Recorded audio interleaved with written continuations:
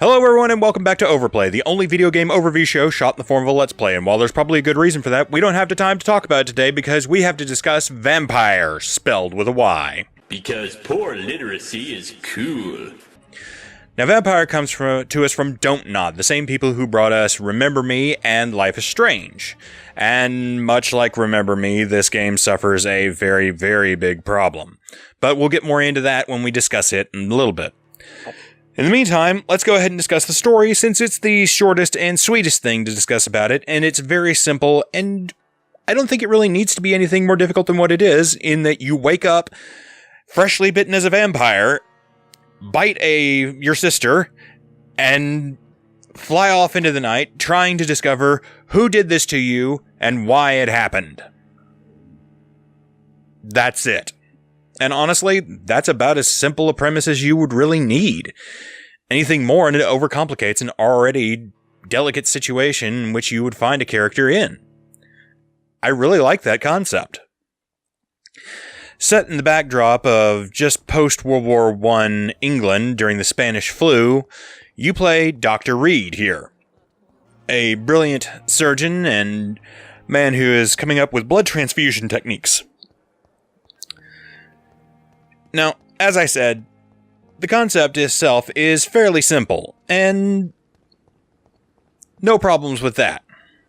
Similarly, the graphics for the Gothic setting of England post-World War I and in the middle of an epidemic are absolutely gorgeous. Wonderfully atmospheric and dark, it moves well. The cutscenes are a little awkward, but nothing that can't be overlooked, or at the very least appreciated for a more stylish cover.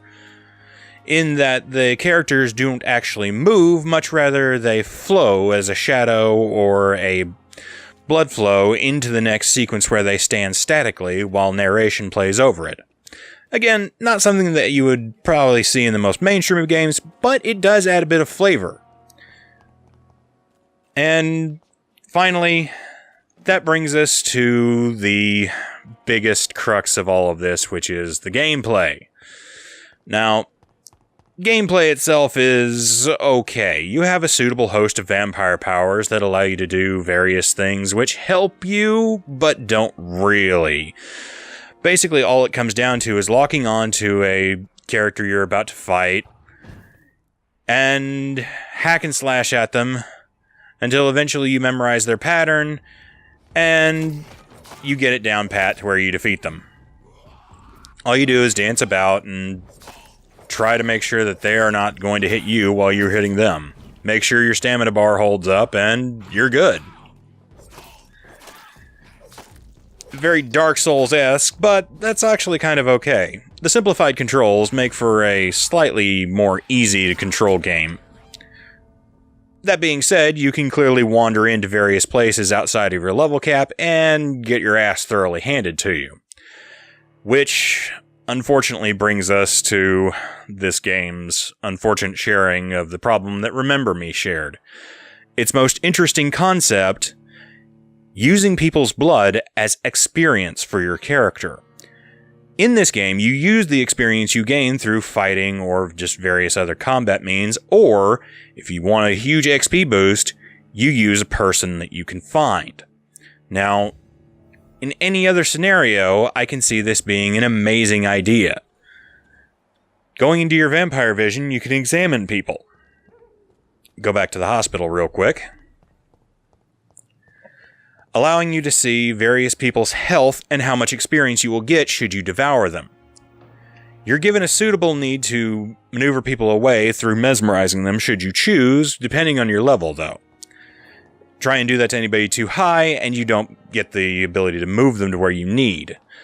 Now, normal convention would say that this would be used as some sort of a moral dilemma. Is it better to abuse those around you in order to achieve power and defeat your mortal adversary, but at what expense do you choose to give away your humanity? Are people just a means to an end so that you can establish your dominance over whatever it is that you feel needs defeating? Unfortunately, that's not it. All they are very simply a means to achieving a higher level. Nothing ever really comes of it. Even what should be the most incredible idea ever, nothing's done with it, and that's really the biggest problem with the game. It chooses almost instead to just ignore the problems of the setting and the ideas that you should be able to do something with that. And instead, you're just kind of left in a lurch. That being said, it's easy enough to beat.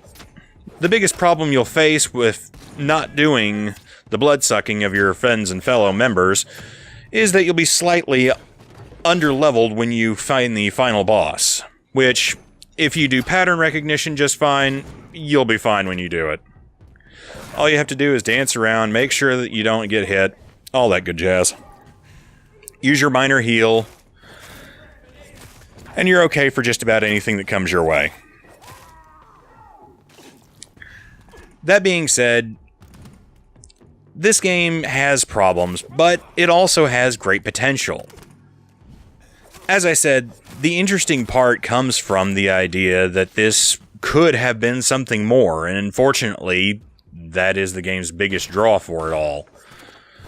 The combat is okay at best, and because there's no replay value really after you beat it, seeing as how there are no moral repercussions towards your character, just going whole hog and devouring everybody in sight like they're a Happy Meal, this game I cannot recommend higher than a rental. However, it is a good distraction for a rental, and I can't imagine you doing a whole lot worse for a couple of days than playing a guy running around 1900s-ish England battling ghouls that aren't actually called ghouls. They choose to call them something else in this. Just about everything has a made-up name that nobody really pays attention to, but as always, these are simply my opinions, and opinions are subjective. What do you guys think? Did you play this game, and if so, did you like it? Did you find it inspiring? Either way, leave a comment down below and let us know what you thought. And if you enjoyed this program, be sure to leave a little like down there and think about hitting that subscribe button. Or subscribe button. The describe button is coming soon. There we go. Either way, we'll see you next time, everybody. Laters.